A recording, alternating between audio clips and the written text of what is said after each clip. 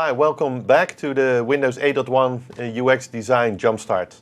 My name is Martin Thirion. I'm a user experience evangelist with Microsoft in the Netherlands. Hi, I'm Chris Mayo. I'm a UX evangelist for Microsoft as well. And in this last session, we'll look at some great examples from apps built by Microsoft, by ourselves, and what are learnings from those apps. And that can be a real great help to you when you build your apps. Now, we talked about all the things like the great add statement and the scenario supporting your app and all the things you can do to have a very good navigation, etc. So you want to give the user the experience that it's familiar in the environment and it really is tailored to his needs. And he can really do what he expects to do with that app. So your app can be part of that experience for the user. And we talk about two apps coming from Microsoft where lessons can be learned from those apps, what they did, and maybe had eye for detail of how they handled layout and things like that. So we'll walk through those apps. And the first app we'll have a look at, and we've seen it more times these past days, is the Alarms app. And well, I can demo the Alarms app again. I'll just do it briefly because we've seen it over and over again. Here's the Alarms app. You have the possibility to set an alarm at a specific time. So you get an alarm and you can just snooze or dismiss. So you know that you have to do something. It's a very easy interface. You can switch it on and off, and you can set the time. And it's very easy to handle that and use it in the interface. The next part is timers, so you can I have a very hard-boiled egg here for 49 minutes and 37 seconds. You're sure that might be a rock at this point, right? That's not an egg any longer. Well, it's very hard. Yeah. So you have your different timers here, and you can use that and set it up to your needs, how you need it. And there's also a stopwatch where you can also have things like lab times and browse through it and just do your timing for whatever you're timing. So that in short is the Alarms app.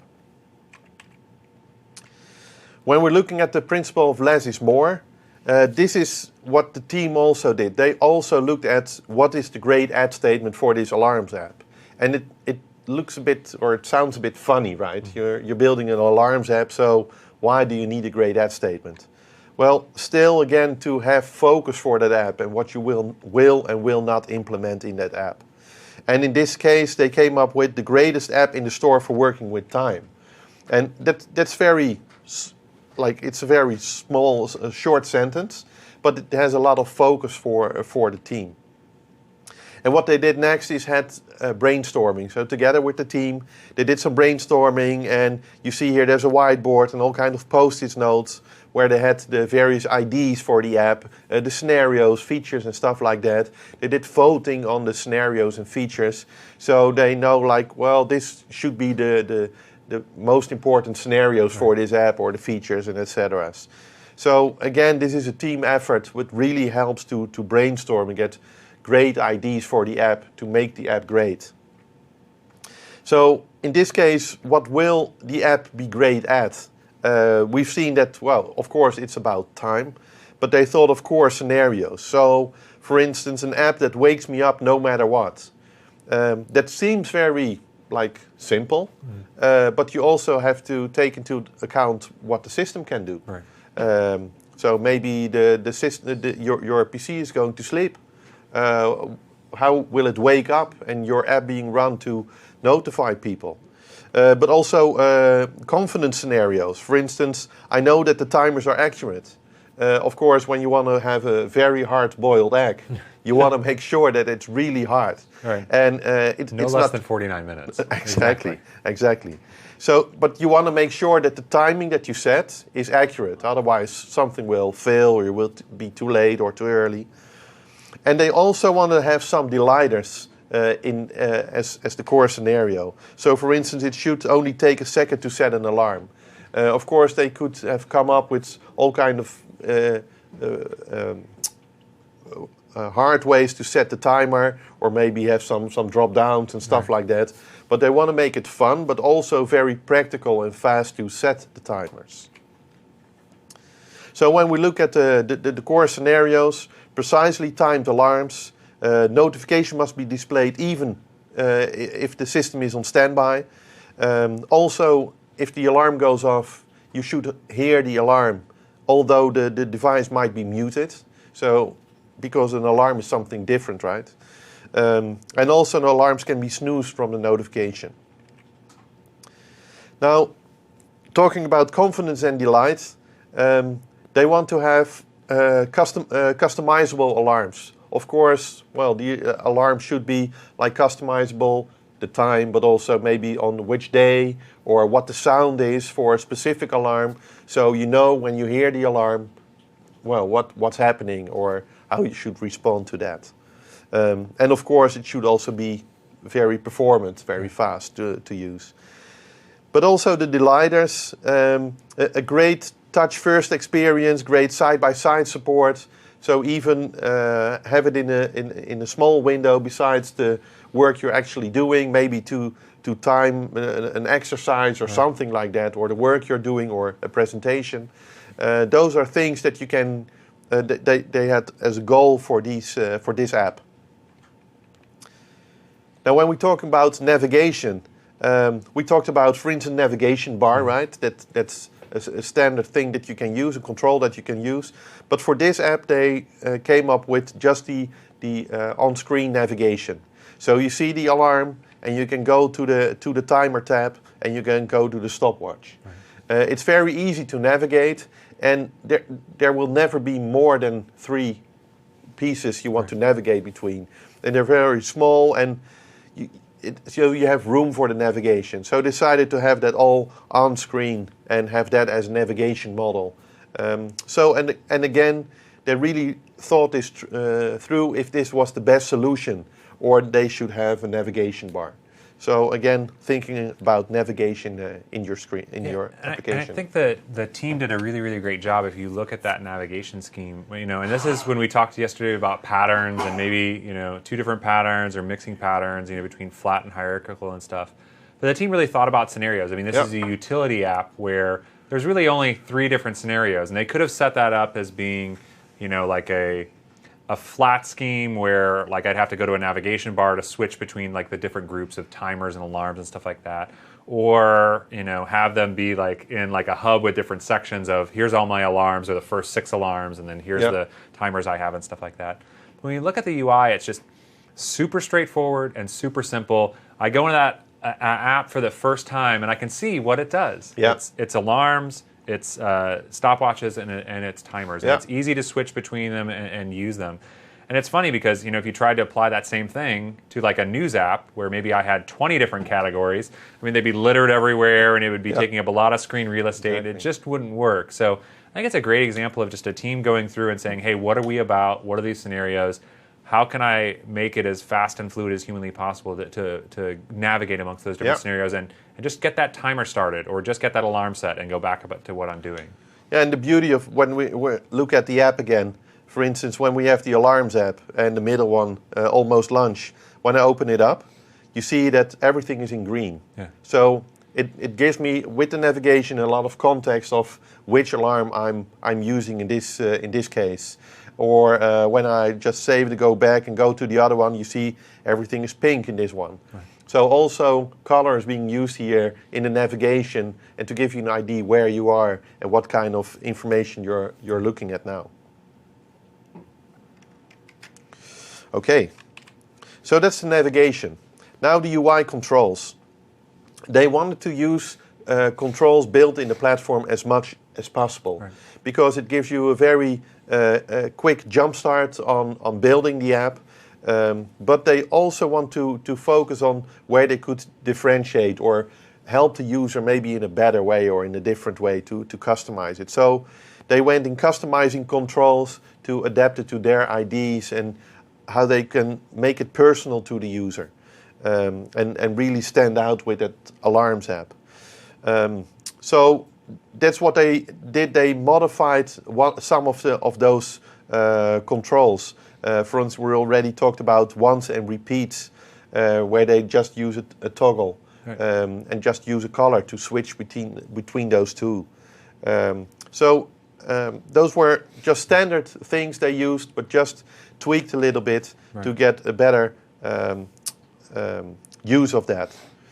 Now, customizing controls, they wanted to use with the standard controls because so much work is being done in the standard controls, like animation, but also things like accessibility of globalization. It's all built in the standard controls, so they want to make use of that.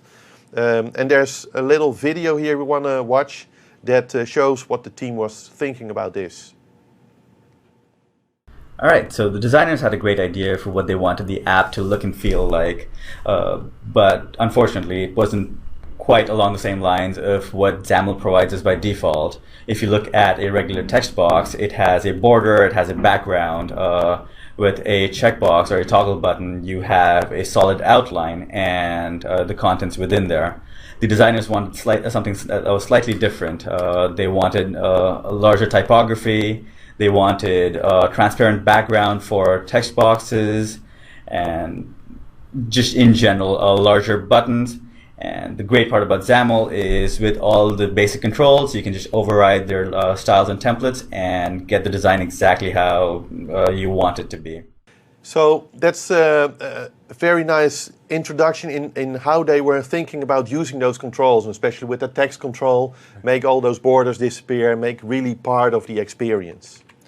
I think that's a great example when you look at that UI. I mean, the saturated colors, the animation, the way they're using like the Seiko UI font. It's obvious that it's a Microsoft app, like it's a first-party app.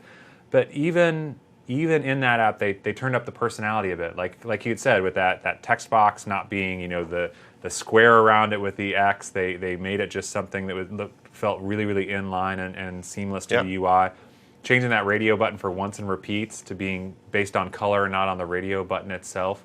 I mean, those are things that differentiated and turned up the personality on that app, even beyond just the Windows personality you're going to see in the templates. Yeah. Right. So still looks like Microsoft, still has that saturated color and personality and so on, but feels unique and feels differentiated. Still have its own identity for the exactly. app. Even for an app that you could maybe say is super simple and it's a utility app, that doesn't mean it can't have personality and can't have a visual interest and can't have uniqueness and delight. I mean, it's an alarm app, and I mean, I know the first time I saw it, I just kept turning on and turning off alarms to see that sweeping animation. Yeah, exactly.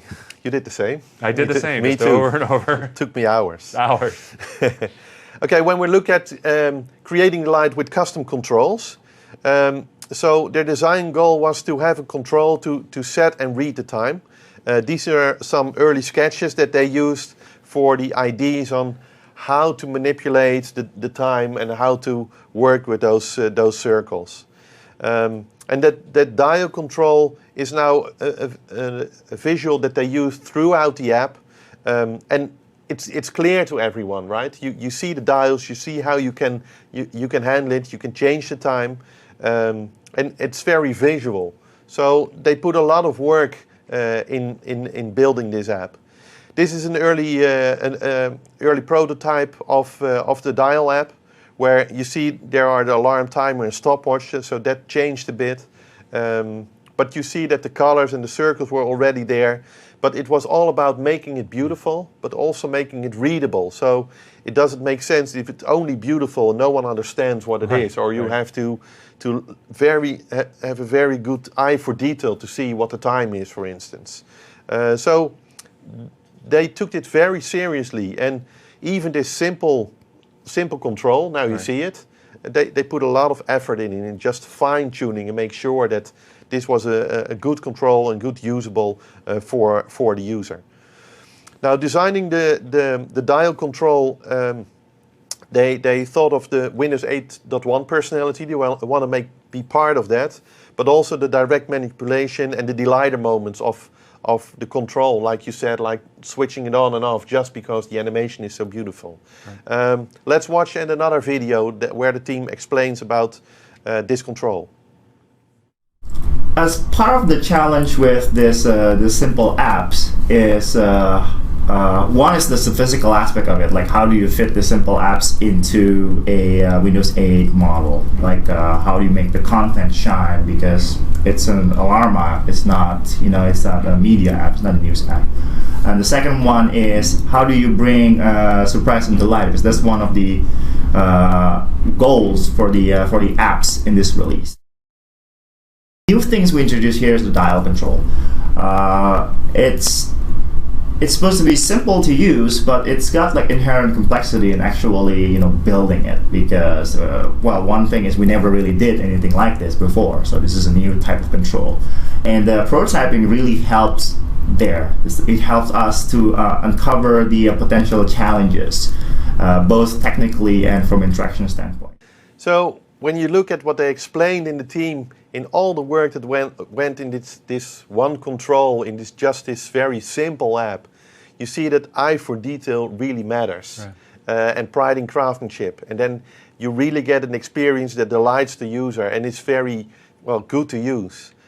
When we look at the next slides, you also see that the different sections like alarm timer and stopwatch, when I snap it to the side, so make it a smaller window, they also thought of a very good design, so it's still good, readable, usable, and still the controls are there, and it's very handy to use. I think it's something that, whenever, and I know you and I talk about this all the time, and you read articles about designers, regardless if we're designing industrial design or web design or for these apps, and they talk a lot about iteration. You can do your research, you can try different prototypes and A/B testing, and that iteration and that tuning, what you learn as you're trying things and stuff like that. I think that video and the end result kind of speak towards trying to go for delight and trying something different, testing it, iterating on it, and to the point where you get that experience that's truly delightful. And whether you're turning those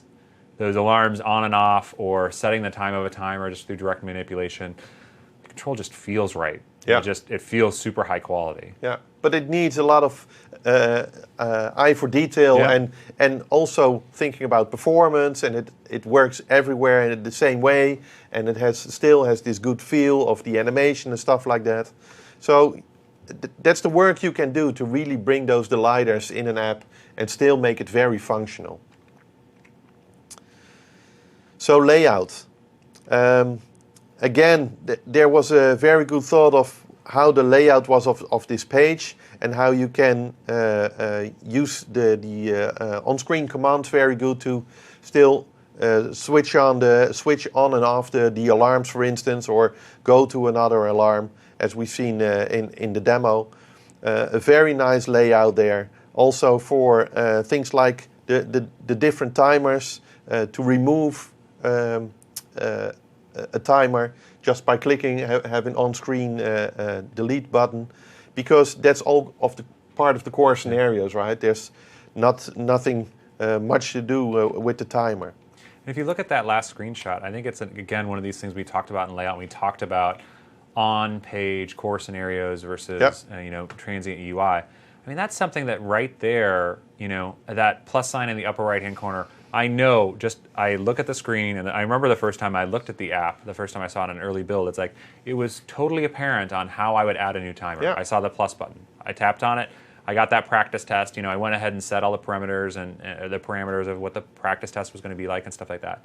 But even, being able to turn on and turn off, reset, and be able to delete, just all from that just front page, without having to go into an edit mode or navigate anywhere. Yeah. Just a great example. The team really thought about making this something lightweight and direct and very discoverable and very, very fluid. Yeah. I think it's a great example. Again, it's a simple utility app, but you can tell that they really sweat the details and came up with a great result. Yeah, exactly. And you still see the grid. So there's alignment here. You see the rows and columns without being too static. Yeah. So, windowing. They also thought of windowing the different window sizes and make sure that it also scales to all the DPIs. And again, when I start trimming it down, it's still the horizontal browsing experience, but when I make it even smaller, you get the vertical experience. So you see all your timers or your alarms there, and you can still manipulate it and use it. So again, a very well thought idea of how to do the windowing and where to trim down to minimize layout, etc. Yeah, and they did, again, from a responsive standpoint, they just did a fantastic job. Like, I could be taking a practice test, or I'm going to study for an hour before I take a break or something like that. Yeah. Have it side by side with all my other apps, and it still works and looks great, which is the goal that you want. Yeah. So that's the Alarms app. The next app we want to talk about is the Calculator app. And this is also, I think, a nice one. There's a lot to learn from this one. The nice thing is that, well, actually, it's a really simple app, right? Yeah. Let's just have a look at the Calculator app. Of course, there's the Windows Calculator app that we know that was in Windows 7 and before. But they wanted to make something that was also an immersive app, where they had the same core functionality that you could do, but in a different way presenting it or giving the interaction model. So here's the standard calculator. So I could do something like, I always use the calculator for this to add really, to it the can get difficult. because that's very difficult. It's so four. you have your you have your normal stuff here, but there's also a scientific calculator. So now it gets more complex, and even in this way, it's very handy to use, and it's very clear. You see what's happening there, and all the things all the functions you have there. Another thing that they added was a converter. So in this case, if I have a volume in milliliters, and I'll just add, I don't know, 7, 6, something, and how many US teaspoons that is. Those are strange measurements, but well, for me as a European, right? Right. And the nice thing is that at the bottom you see also that it's also shown in other quantities that are oftenly used, but they also have something like, well, 765 milliliters is through 3.23 coffee cups. Right. And well, it's just a divider. It doesn't make sense, you would say. On the other hand, it gives you an idea how much it is, right? Yeah, I mean, something that you might not know how much 765 milliliters is, but you could envision a few coffee cups, right? 3.2 coffee cups. Or in this case, 765 liters is 2.02 bathtubs. Exactly. So you have an idea of the scale of it. Yeah, exactly. And for instance, when we go to the length and do it in centimeters, so 765 centimeters is actually 0.1 jumbo jets. Right. Or when I trim it down a bit and go to 76 centimeters, it says it's 4.7 hands. Right. Or when I have 7 centimeters, it's 2 paper clips. So it just gives you an idea. And it's not really that important, but again, it's a divider and it has a function. Yeah. So I thought that was a very nice thing of the calculator app. Now let's see how they came to this idea. Of course, less is more important. Again, focus on what is this app great at. It's not just building a calculator, but think of the great at statement.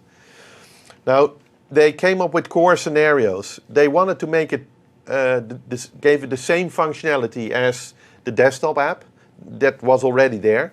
And there is a lot of functionality behind that calculator app. You would say, well, you would just add and subtract and stuff like that. But have the combination of all those mathematic components, it's quite complex logic. Yeah. So they just wanted to reuse that, but have another UI in front of it. And it's something that you don't, until you talk to the team and you think about how often and how many times a day that app is used. I mean, it's the calculator in Windows. Windows is used by billions of people, and the statistics on how much that app is being used. So providing that same engine and providing it in a fresh and modern way that supported all the windowing support and being localized to all the different regions and countries that Windows runs in and stuff.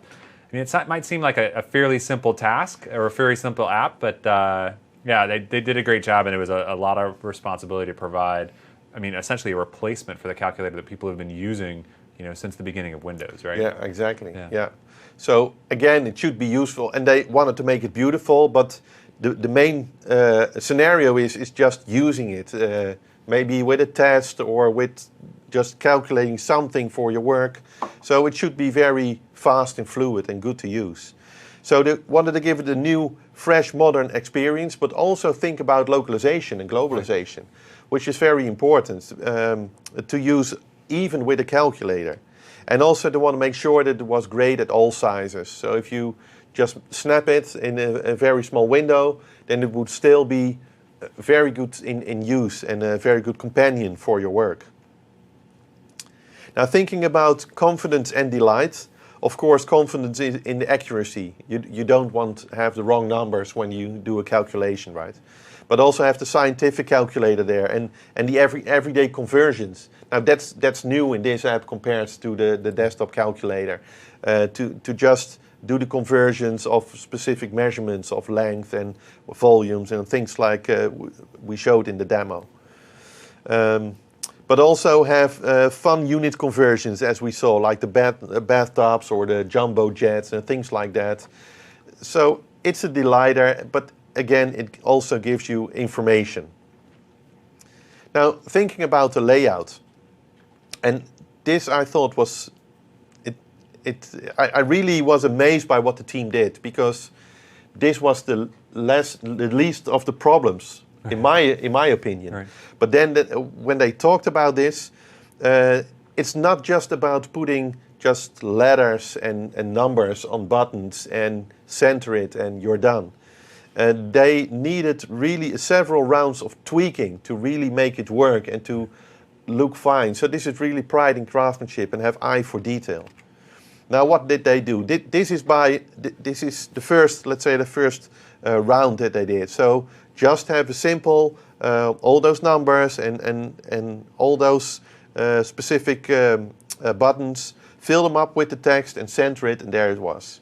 And immediately they said, well, this doesn't feel right. Some things are differently aligned because there's superscript. And superscript and subscript. Subscript, yeah. Anywhere from text to different mathematical symbols and all these different things. And if you look at the red lines, nothing was centered just by taking the default and just centering a bunch of text. Exactly. Right? So it looks a bit messy. And also the result here at 246.24, it's really like in your face. Right. There was a lot going on here, and they were not really happy with it. So they went through iterations, and they were looking at the typography used and did some tuning here. And they ended up with this 6 different font weights and sizes, where they have for every button, they determined which of the 6 was good for that button. So it really aligns, and it felt right, and it had the right size, etc. So they did a lot of work in this. But also a lot of the margins adjustment. It wasn't about just centering the content, but for every button they would determine, well, what's the best top margin, a left margin, to make it really feel good in that button. There was a lot of work going on here. You can see in some cases they tuned to the pixel. Yeah. And the result, looks fantastic, right? Yeah. If you just took the default, it kind of looked kind of jumbled and misaligned, and now you see sometimes 26 pixels or 28 pixels or 27, and then you say, so why is this 27, the other is 28? It's just that eye for detail that really makes it look right. And to just compare what happened, so this was before, this was the first iteration, and then after they did all the tuning, it became this. So again, this was before, and this was after. Yeah.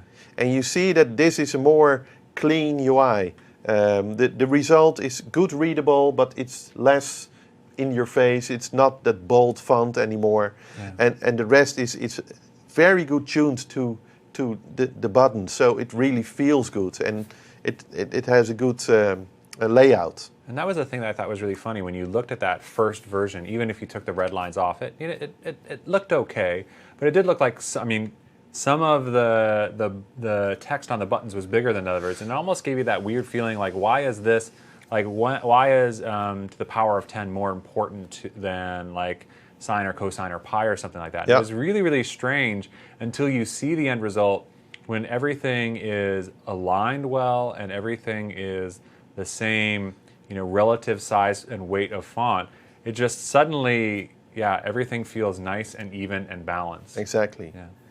And maybe most of the people don't see that don't have that first experience that when they see this they say like, "Whoa, it's okay, it just works." Yeah. But when with this eye for detail and all this work that went in just this UI, it gives a far much better experience to the user. Now, globalization and localization, that's also a very big thing. They did a lot of work in that. Of course, you get a lot of free from the platform, but they also needed to do things like what is the decimal symbol, or what are the native digits, or how do you group, or what kind of symbols do you use for the grouping.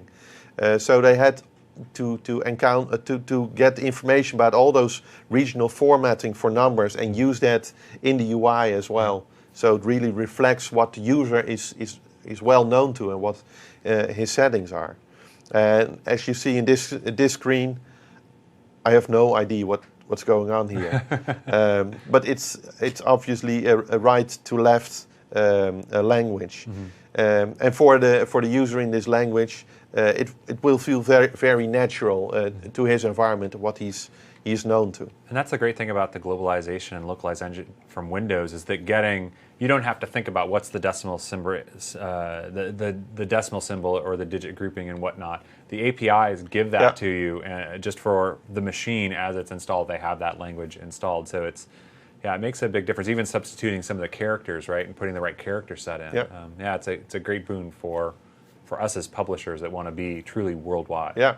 So the information is there, but you have to implement it in your app to make it really work and make it really shine in your app.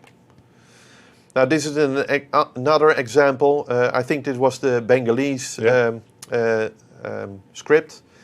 So even in that, it looks fine in Bengalese. And, I think it looks fine in Bengalese, but I'm sure it does. Right. But it still has that nice feel of what the weight of the buttons is and the characters and how it works and how you can use this.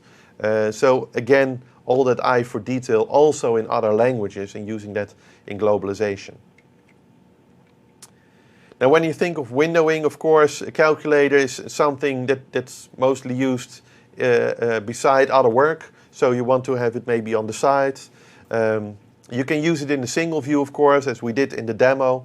But also think of an adaptive strategy. Right. Like you mentioned yesterday, think of what will happen when I trim down the window, and what will happen, where will the controls be, and how will it still be very accessible and usable. I think we actually had a video for that, right? Oh, that's a video, yeah. We'll look at a short video. One of the interesting challenges we had with 8.1 that's very different from Windows 8 was that we didn't have fixed view states of, hey, you're in landscape, you're in portrait, you're in snapped, and that's the end of that. We had a more adaptive windowing model here, which was all about different resolutions, different screen sizes, new form factors, things of that nature. And so we had to create UI that adapted in that nature. One of the directions people tend to go usually with stuff like that is, you create different views for the different plateaus you might have and create your UI according to that. And the approach we took was very different, because we used one view and we morphed it and translated it in ways that made sense at different plateaus, at different resolutions, at different orientations. And that was actually fairly straightforward to do with XAML. So again, it's nice to see the work that the team put in using this in these scenarios and really have it as a helpful app beside other apps, so I can really use that in those scenarios and think about the strategy, what happens when you trim down the window. They did a great job of coming up with that one view and following the strategy we talked about in the windowing session, so that you could have one view that is truly responsive rather than having tons and tons of views that you have to develop and test and so on. Yeah. They did a great job. So, and again, you see the same method here. So when it's a trimmed down version, there's a header control, so you can go to scientific and converter instead of just tapping that once. And still have that all the UI there. You see the scientific calculator, for instance, in the middle. Then the buttons for all the scientific functions are above the numbers. So there's a different layout here, and still very easy to use in that fashion, and still recognizable in that kind of layout. So the app gallery, there's an app gallery on design.windows.com that's very useful if you want to have more inspiration of apps. And there are various apps there that can be very useful to you to dig into. So for instance, here when I browse through, you see the Great British Chefs that we showed yesterday. One of my favorites is also Cocktail Flow, because of all the animation that's done there. Maybe I don't use the app, only for demos, but that's why it's full of delighters, right? And it's with all the animations where you see the ingredients pop up. It's really a well thought animation scheme that they use there. But also, for instance, when you think of the Foursquare application, when you dig in there, there's more information here, what it is and what they did to make the app great. And there's some videos here and images. So you can get a really good idea of how they made the app as it is, and things that you can learn and maybe get ideas for your own app, how you do a layout maybe, or maybe a navigation or a transition and stuff like that. So be sure to also use the gallery on design.windows.com, because it provides a lot of information for you to get inspired and know what to do there. Oh yeah, there we go again. So to sum it all up, great Windows Store apps, and of course there are far more examples of that. Think of the Mail app, for instance, with all the details they had there. But what you saw now from these very small apps like Calculator and like the Alarms app, you see that the team focuses on what makes that app great. What is the focus of that app? And what are the core scenarios? And then they also thought of, well, how can it best be used? Like the controls, and we've seen the animations, and we've seen also the delighters. A lot of work that went into the details. Also the iteration on the design. It was not just like, well, there was a designer and he just draws something and there it is and now just make it. There was a lot of effort put into the designs, and not only visual, but also is it really practical to use in the interaction model. So you need iterations for that to come to the right model for the user. But then also think about all the UX guidelines as we discussed in the past 2 days. They also use those guidelines to think about using the grid, typography, for instance, how big the fonts are, or how the navigation is, or what the layout is, or how you do the windowing and things like that. All those guidelines help them to really think about the scenarios and integrate into the Windows system and really be part of the complete UI. And of course, they leverage the platform because they use like standard buttons and control and text boxes and etc. But just did some tweaking also there to really make it part of their app and part of their experience. And we saw the Windows App Gallery up on the Design Center.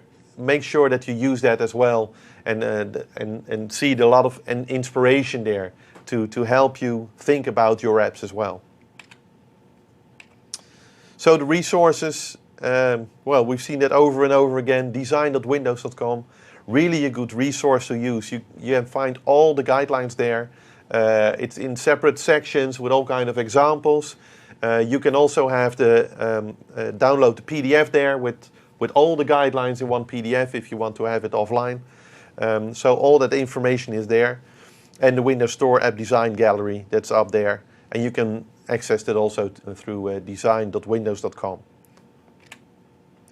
So that's it about great apps and some examples from the team. So first I want to thank you for joining us these past 2 days with all the sessions. We hope it was really helpful for you.